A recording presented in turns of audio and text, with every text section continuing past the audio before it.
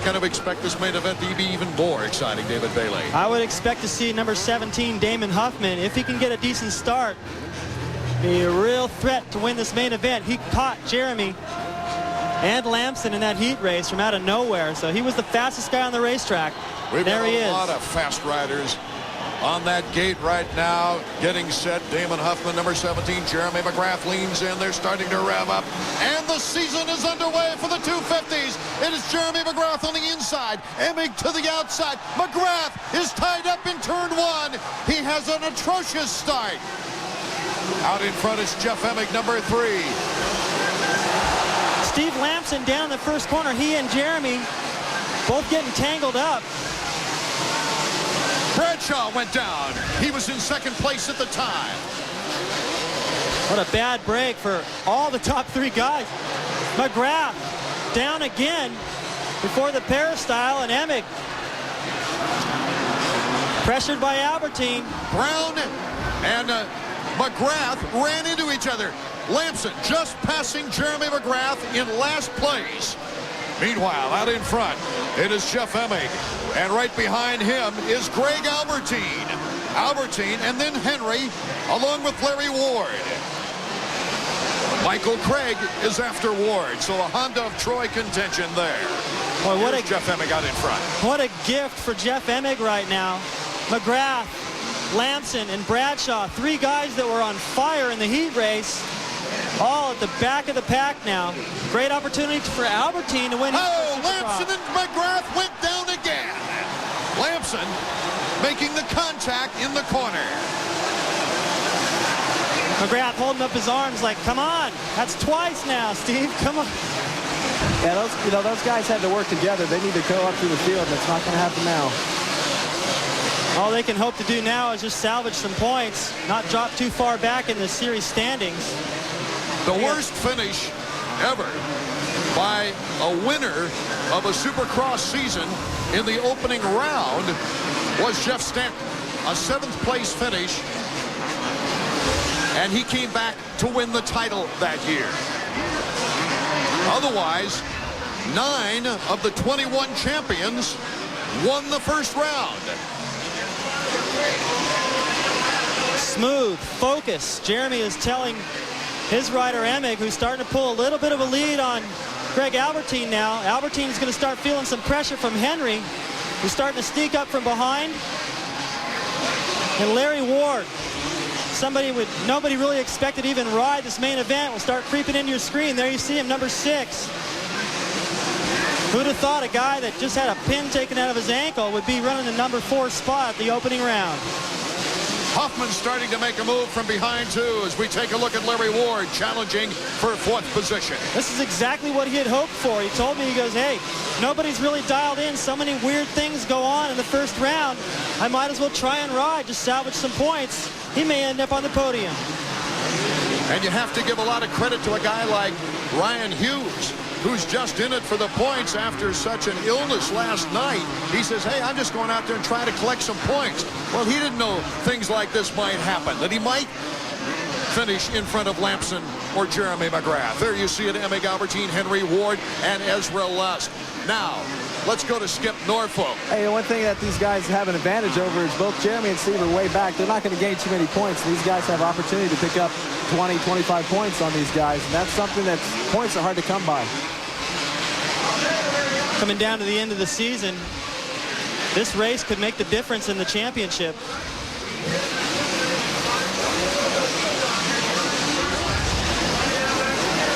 Jeff Emig is our leader. Can he hold off Greg Albertine? Welcome back to the opening round of the 1997 Supercross season. A 3-way battle really for first place now, as Emig seems to be tiring a little bit. He's making some mistakes, and it's number 8 right on his tail, along with Henry in 3rd. Ward is in 4th. Button has moved up to 6th while we're away. Jeff Emig, 250 national champion, 1996. the World Supercross champion last year as well. 125 National Outdoor Champion in 92, trying to hold off the three-time world champion, Greg Albertine, number 8. Greg Albertine to the inside, a bar-to-bar battle into the triple. Albertine has the speed and the momentum.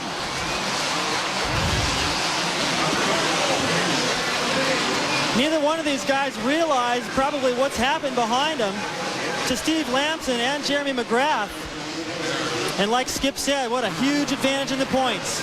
And typically these three guys up in the front aren't usually there at the beginning of the year. It takes them a little while to get going. It's a huge advantage going into the season. You're going in just excited and happy, and now you're up front racing for the win.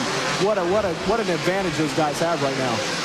Well, we both knew that these riders would come into this season with some momentum because of Albie's win on the World Supercross scene, Emig's fine performance, as well as the Motocross the Nations victory on that 500.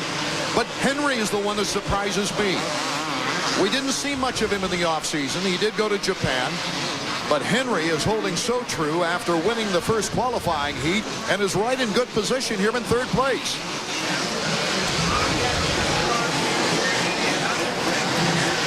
Let's check in with Davey Coombs. Hey, thanks, Art. I'm down here with Jeremy Albrecht. This is Jeff Emig's mechanic. Hey, does this surprise you at all? Albertine, where'd he come from? I don't know. That's a good question, but you know, it looked like Jeff will start casing stuff. He's making some mistakes. I don't know if he might have hurt his wrist or something, but he's coming up short now and he's not riding like he was. So I don't know. It's kind of hard to tell at this point, but I hope he picks it back up here in a little bit and starts going again. Okay, he hadn't given you any signals or anything? No, not really much that we can see. You know, everyone's kind of wondering. We're talking on the radio trying to figure it out, but no one can see anything that really is telling us that he's hurt, but he's falling back a little bit, so might be. All right, thanks, J-Bone. We'll let you get back to work.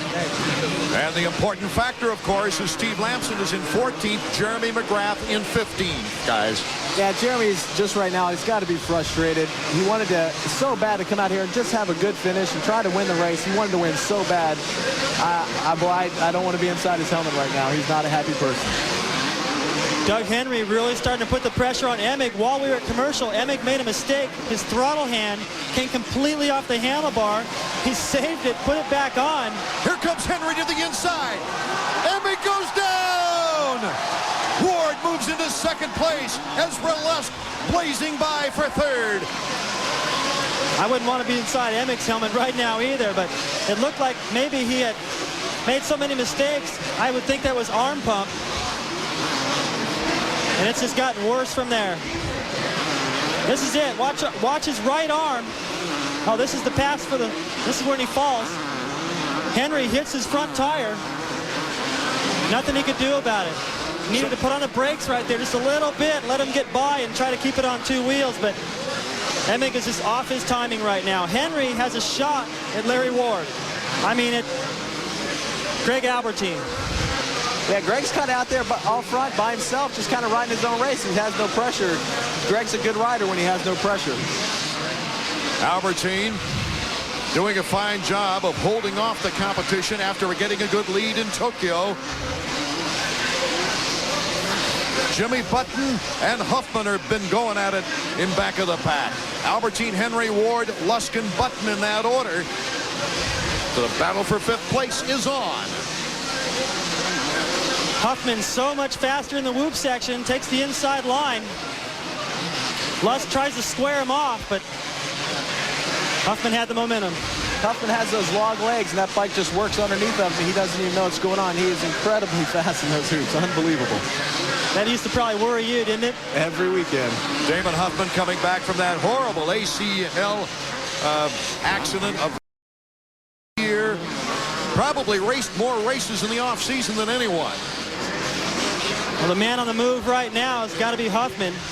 He also got about a mid-pack start. He's been slicing his way through. He can see up to Larry Ward down this long straightaway.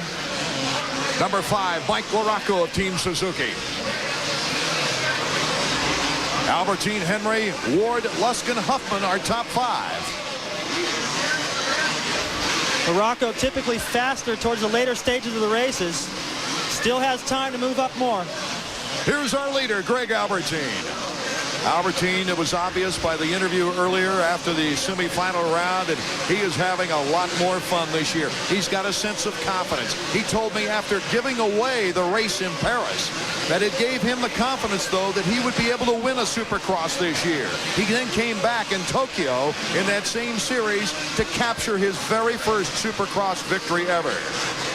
And he certainly has looked tonight like he's learned his lessons well. He hasn't made a mistake yet that I could see, except for right there. I shouldn't have said anything. He just dabbed his foot in the ground. He wasn't able to get over that double, but he still has enough of a cushion over Henry. It shouldn't bother him very much. 5-second lead on Doug Henry, and Henry is starting to pull it up a little bit.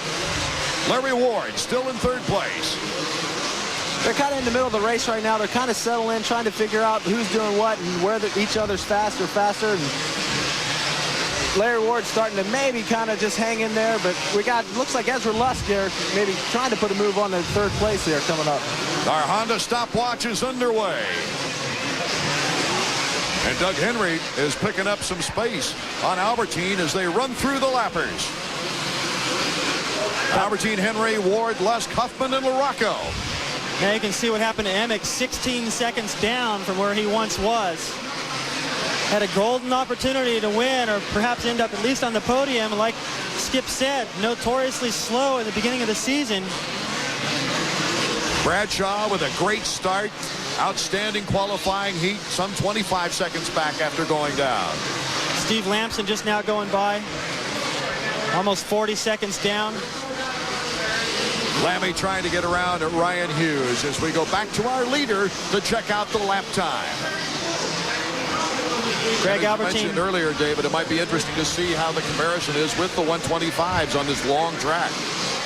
looks to me like he's just cruising now. I don't know if that's because he's riding a lot smoother than usual. But he's got a pretty good cushion over Henry. He's starting to inch up a little bit, but I don't think it's enough to cause Albertine to make any mistakes.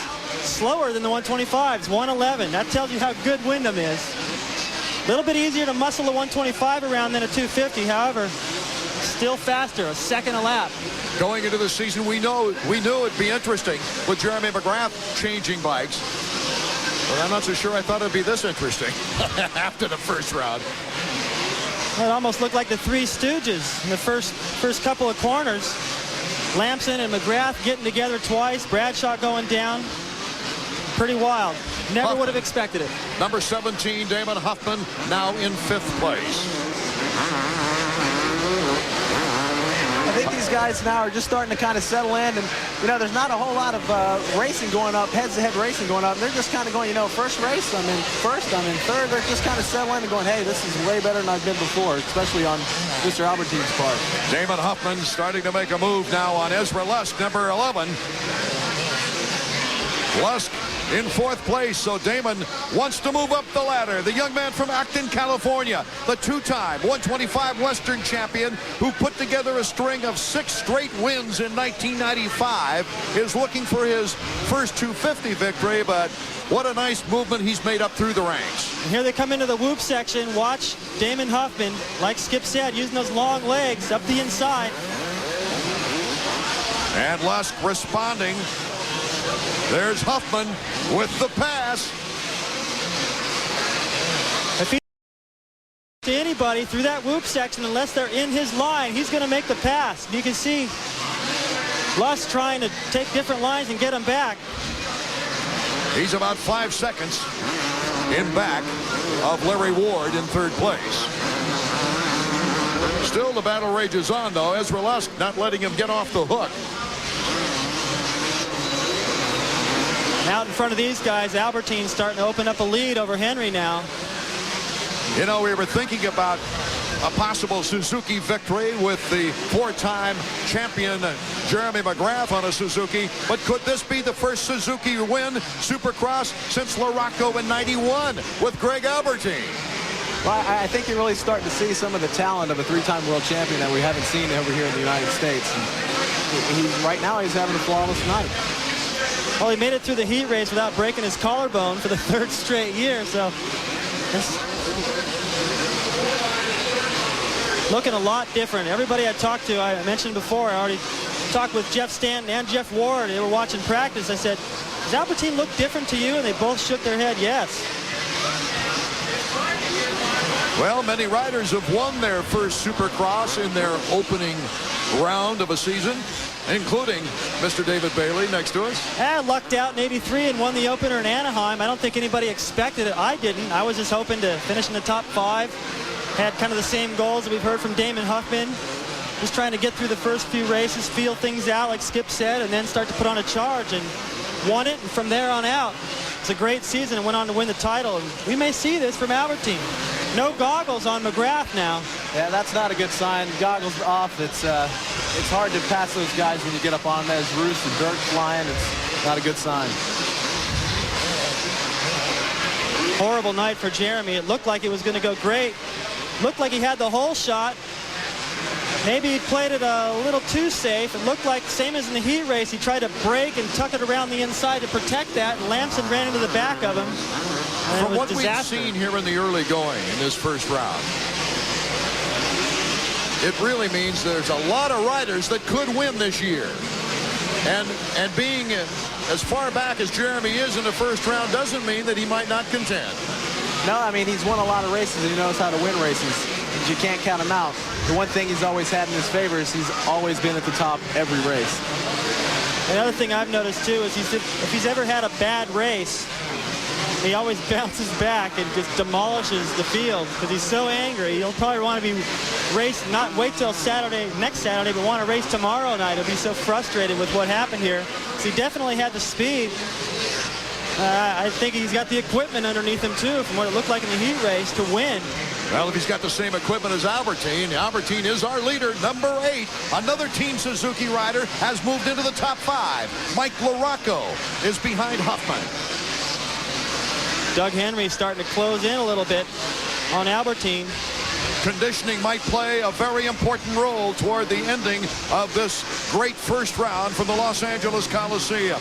Only 7 riders in the history of Supercross have won their first ever super event in the first round of a Supercross series.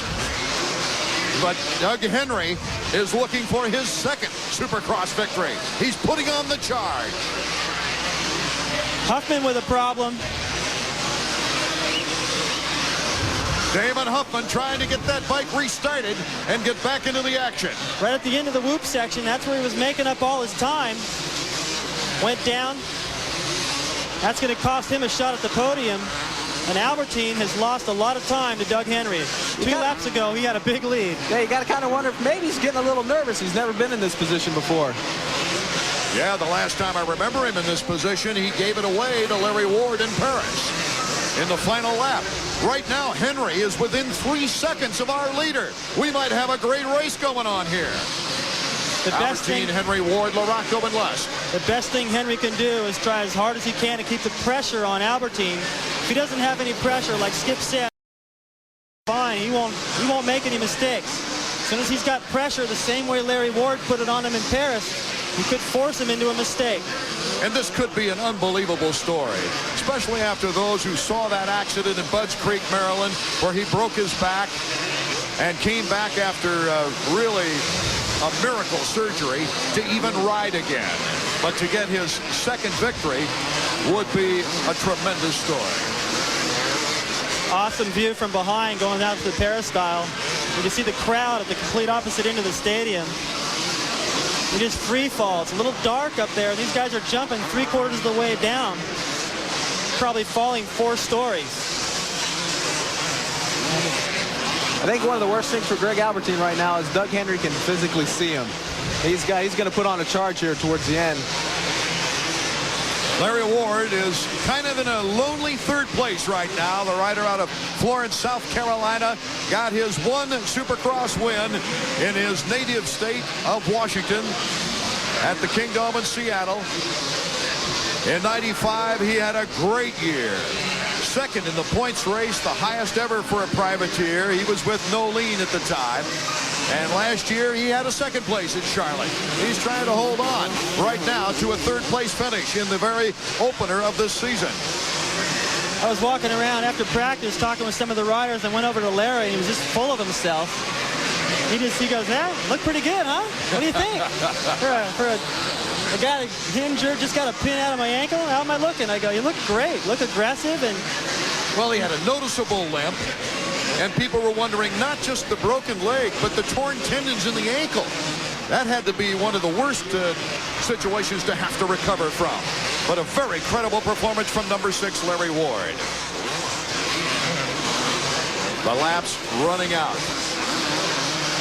I asked Larry, I said, does it hurt your foot in any place on the track? What if you come up short on one of the triples or over jump anything? Does it hurt your foot when you land? He said no. He was completely surprised by how good it felt out there, and probably a little bit surprised to find out that he's got a great shot at making the podium at the first round. Right now, here is our leader. Emig is back up to 6th place, incidentally, as we take a look at Greg Albertine, and he got a little off balance that time, a little over the bars. A mistake would be tragic right now, as Henry is drawn to within 2.5 seconds as they go up to the peristyles. Yeah, any mistake right now is going to cost Greg quite a bit of time, because it's towards the end of the race, and it might be something, a big mistake right now, just burst that bubble he's riding on right now, and it's not a good thing. Any mistake from Albertine, there's his mechanic. He's crossing his fingers. Ian Harrison. Any mistake from Albertine is going to let Henry draw right up to his rear fender, and that's going to really apply the pressure, force him to take different lines than he's been taking. LaRocco is now in 4th, and Ezra Lusk right behind him in 5th. This is the battle of the race right now. We'll get back to Albertine if Henry should draw any closer, but Albertine is starting to draw a little bit of lead. White flag lap right now as Albertine goes across the finish line jump. This is the final lap. This is the most nervous lap Greg Albertine's ever put in the U.S. Supercross. I can almost guarantee you that. He's still got a pretty good cushion. You can see that going the other way. These guys jump past. Lusk trying to stay close enough to keep the pressure and force LaRocco into a mistake. He has a strong 3-second lead as he tries to get by the lapper. There's LaRocco and Lusk in a battle for 4th. Because of the additional 10 seconds or so to the lap time, this main event's about 3 minutes longer than usual. So you can guarantee these guys are tired right now, and you can see Lusk and LaRocco both getting a little out of shape through that whoop section, out of their rhythm. Henry has picked up a half second coming out of the peristyles. We're taking a look at Mike LaRocco. Is this the final lap? Yes, it is. And it's Greg Albertine out in front, going through the rockers at the end of the track. He doesn't have far to go for victory. Greg Albertine, can he gain his cross victory in the United States? Albertine through the timing section takes the checkered flag. Roger DeCoster has got to be going out of his mind. Ezra Lusk battling with Mike LaRocco. Mike LaRocco holds him off, going through the timing section. Can Lusk beat him across? No, LaRocco edges him for 4th place. Larry Ward finishing in 3rd. What a great first round victory for Greg Albertine for the Los Angeles